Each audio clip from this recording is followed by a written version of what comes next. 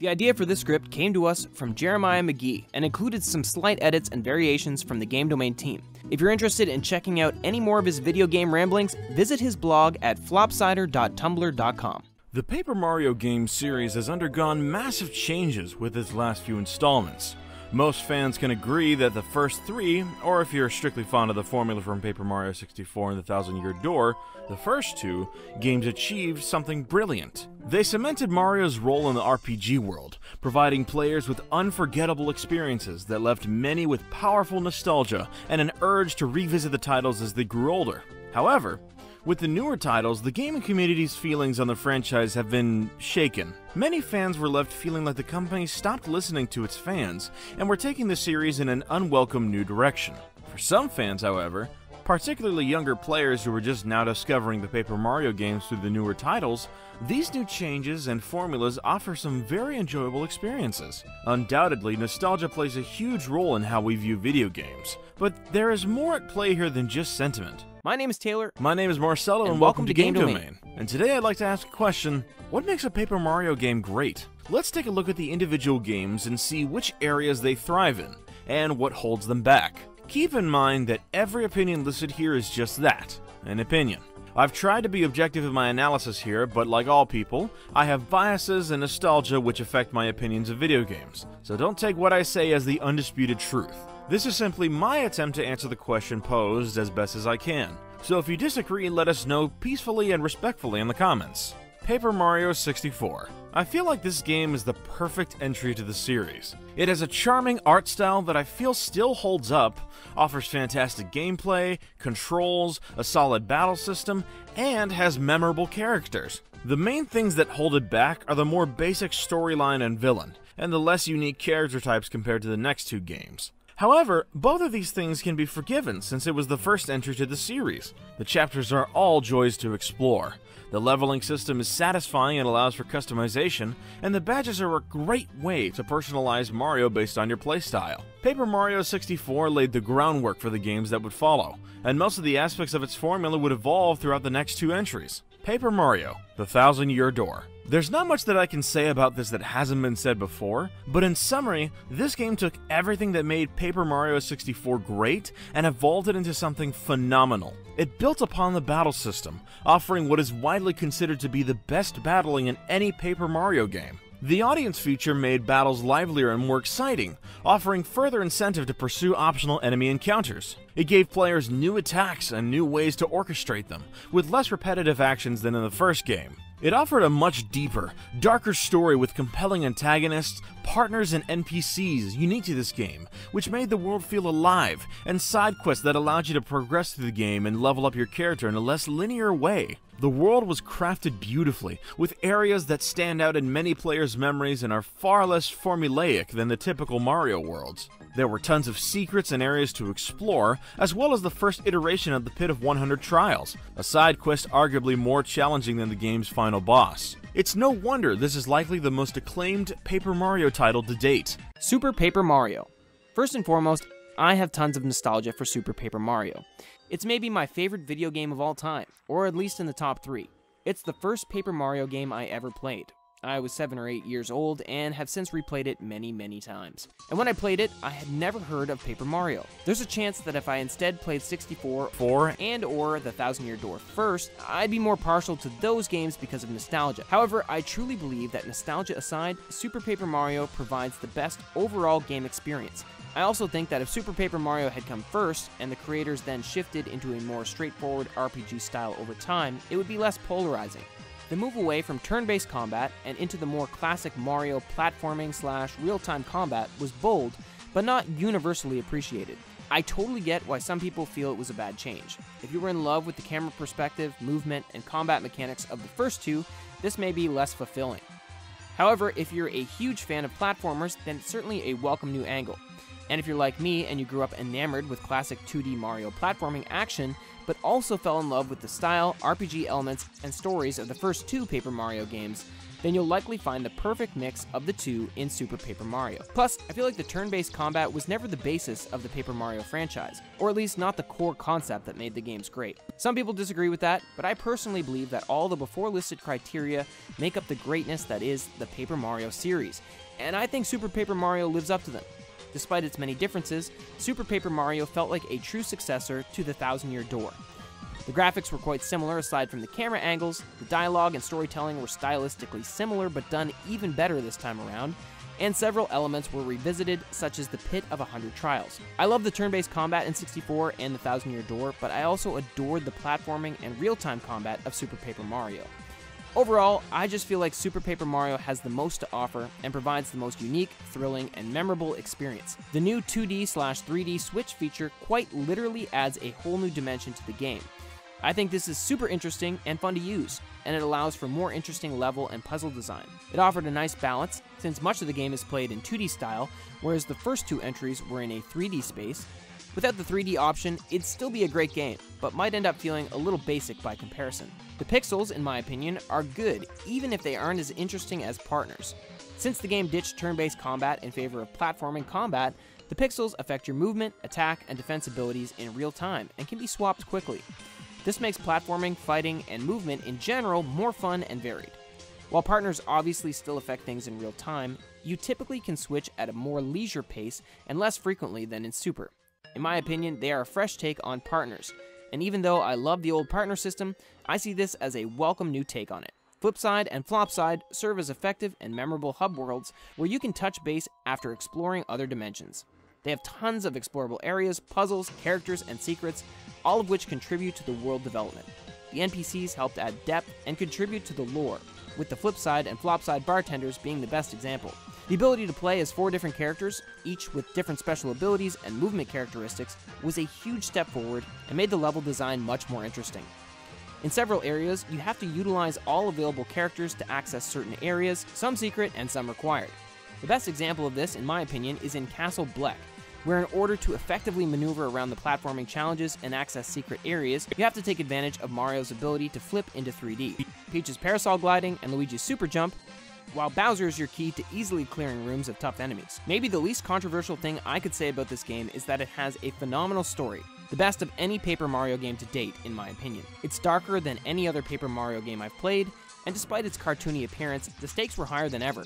It had incredibly memorable characters, small bits of backstory at the end of each chapter, which slowly revealed the connection between the antagonist and Mario's partner Tippy. Excellent dialogue and humor, and a darker plot than any other Mario game I've played. This is balanced by the game's colorful visuals and soundtrack, which make it a joy to play. The game had an inspired world design with bold style choices. For example, in the space levels of Chapter 4, the game temporarily becomes a Defender-type horizontal space shoot-'em-up. It was a perfect blend of the RPG style from the first 2 games and the side-scrolling platformer of older Super Mario games. The music is a fantastic mix of retro and modern, a concept mirrored in the graphics and gameplay. All in all, Super Paper Mario is a perfect blend of old and new.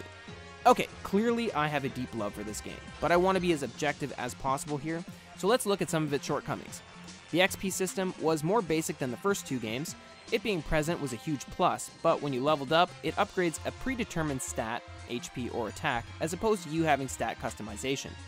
Along these same lines, the lack of badges meant less customization and attack options. Level design-wise, some areas felt somewhat empty in 3D. I didn't really feel like this as a kid, but as an adult, I feel like they could have done more with the 3D perspective in certain areas. In some places, they totally nailed it though. That brings us to the more recent, more divisive action-adventure titles. To preface, I have the least experience with these games, and the majority of my familiarity with them is from reading articles and watching videos, which analyze them and compare them to the older games. So I'll try not to be too critical, as I'd like to play them all the way through before completely solidifying my opinion on them. That being said, you can learn a lot about a game by watching gameplay footage and reading analyses of them, so I'll do what I can to go over the pros and cons. For all 3 of the newest titles, it's worth noting that I didn't include the world being made of paper in the list of what makes these games great. I don't hate the jokes, comments, or visual references to paper and crafts in these games.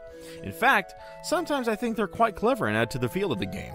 However, in the first 3 classic Paper Mario games, it wasn't a major point of plot or world development, but rather something casually referenced in some well-timed jokes. In fact, the first game wasn't even meant to be a paper-based world. It had many titles in development, and the one directly preceding Paper Mario was Mario's Story. The name Paper Mario, more than anything, is a reference to the art style being reminiscent of a pop-up book, and is not the basis of the gameplay or world creation. At least until the more recent games, that is. Sticker Star, Color Splash, and Origami King all base many core gameplay mechanics, the visuals, much of the humor, and even some of the world development on everything being made of paper. This is a cute idea, and the graphics in the newer games are undeniably vibrant and beautiful, but it ends up holding the newer games back only because they focus more on paper gimmicks than they do the story, unique character design, and gameplay. To be fair, I haven't played the newer games completely, and from what I've seen, Origami King looks like a phenomenal standalone game, and a much stronger Paper Mario entry than SS or CS. I just think Arlo summed it up perfectly when he said, "We didn't love Paper Mario because it was paper. We loved it because it was Mario's story." That being said, let's look at each game and see what they have going for them. Paper Mario, Sticker Star. This is easily the most universally criticized Paper Mario title. Every so often you'll find someone who will defend it, but for the most part the fans of the series see this as the point where the games took a turn for the worse. Instead of just adding to the overwhelming pile of hatred for the game, I'm going to try and discuss some specific things that hold it back while giving it credit where credit is deserved. Sticker Star is not irredeemable. It has some of the charm the series is known for, some solid dialogue and humor, and appealing visuals. Unfortunately, there's not too much more I can give it credit for, at least in the context of the other games in the series. So much of what made the first 3 games great were lost here. One of the most obvious steps backwards is the near total lack of original characters. Instead of a world packed with new NPCs and enemies with distinct personalities, the game almost exclusively utilizes classic Super Mario characters. You'll see plenty of Toads, Goombas, and Koopas here, and not anything in the realm of demonic Shadow Queens, members of ancient tribes, or mysterious cape and monocle-wearing antagonists threatening the existence of all worlds. The villain here is Bowser, which is not just disappointing because it's formulaic, but it almost feels like it separates the franchise even further from its roots because of Super Paper Mario's inclusion of Bowser as a protagonist. The battle system also fails to reward you for entering into enemy encounters, and feels much more basic than the previous games. There's also a ton of really confusing backtracking that is very tedious and difficult to do without consulting a guide. Overall, my main criticism of this game is that it took several steps backwards, and not enough steps forward to justify them. Paper Mario, Color Splash. This game improved upon the action-adventure formula of Sticker Star in almost every way. In that way, it can be seen as a parallel to TTYD, which improved upon its predecessor's formula. The difference is, TTYD's predecessor established a formula that was already phenomenal, whereas the groundwork Sticker Star laid for Color Splash was far weaker. Most of the criticisms I have for Sticker Star could be echoed about this game, just less harshly. Speaking more positively, the game has gorgeous visuals, second only to the Origami King, excellent dialogue and humor, and some creative levels, such as the section where you operate the cannons aboard a sailing battleship. Paper Mario, the Origami King. Overall, the Origami King looks to be the strongest Paper Mario entry in years. It seems to have developed the action-adventure formula of its 2 immediate predecessors, while including a handful of RPG elements. The battle system is both new and familiar. It's turn-based, but the ring system adds a puzzle element that, to some players, makes battles much more enjoyable, and to some distracts from the battling itself. Utilizing the rings, it seems like there are far more creative ways to reach your opponents, but far fewer creative ways to actually attack them. Once again, the world and characters are more formulaic, relying heavily on classic Super Mario locations and characters. However, this game offers more uniqueness than the previous 2, starting with the non-Bowser antagonist. The fact that King Ollie has a previous close relationship with Mario's main partner Olivia is reminiscent of Count Bleck and Teepee from Super Paper Mario. This provides the foundation for a better story than Sticker Star or Color Splash. In addition, the visuals are undeniably beautiful. It has the best graphics of any Paper Mario game, and some areas are truly striking, particularly the desert oasis area. The huge con of this game is that it triples down on Nintendo's shifting of the Paper Mario series away from its RPG roots and toward a more formulaic action-adventure approach. The major positive is that it seems to be a solid game in its own right, one which makes much better use of the new formula than Sticker Star or Color Splash did. It's got loads of charm and some solid gameplay, but if you're looking for an experience comparable to the first 2 or 3 Paper Mario games, you'll likely be left wanting something different from it. So let's return to the original question behind this video. Based on what we discussed about each title, What makes a Paper Mario game great? I've done my best to narrow down what I consider to be the 10 most important criteria that, when met sufficiently, provide the best possible Paper Mario experience.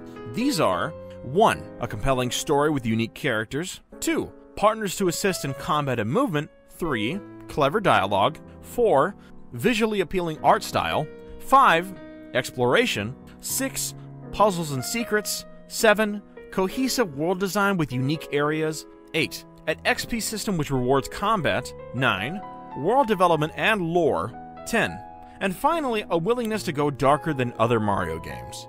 There are plenty of other criteria I could add to the list, but these are the main ones which stood out to me as I analyzed each game for their strengths and weaknesses. So now I'm going to rate each game by using the criteria I just went over. The games will get 1 point for each piece of criteria they meet. Let's start off with the original, which gets an 8.5.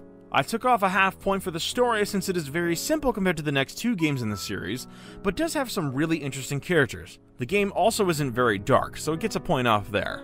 The Thousand Year Door, to no surprise, gets a 10 out of 10. It really does everything that, in my opinion, makes a Paper Mario game great. It just does everything you could ask from a Paper Mario game, from its story, to the world and characters, and everything in between. Super Paper Mario gets a 9. It does just about everything you'd want from a Paper Mario game, but I took off half a point for exploration and XP. Being a linear game, exploration is limited, and XP is limited as well, as I mentioned before. Sticker Star and Color Splash both get a 3.5. They really miss the mark on most aspects of what makes a Paper Mario game great. And also notice how I said Paper Mario game. You can think these games are great in their own right, but in my opinion they just don't represent what made me love the original 3 games. Really all it does is have clever dialogue, a visually appealing art style, exploration, and some secrets and puzzles. Anyway, lastly we have Origami King, which gets a 5. There are puzzles and secrets, some unique characters and environments, and more of a story than the last 2 games, but still not great, clever dialogue, and a visually appealing art style. And there's plenty of exploration. Answering the question of what makes a Paper Mario game great is not a simple task, nor is it an objective one. As I said before, my nostalgia for Super Paper Mario is a huge part of why I discuss it so positively. I truly believe it's worthy of the praise, and I stand by the opinions I've stated for the other games as well. But my thoughts on each game in the series are my own, and many of you will and should have different thoughts on them. So share them in the comments, and please keep it respectful. If you love the newer games, that's fine. I don't, and that's okay. Your enjoyment of the games is the only thing that should matter to you.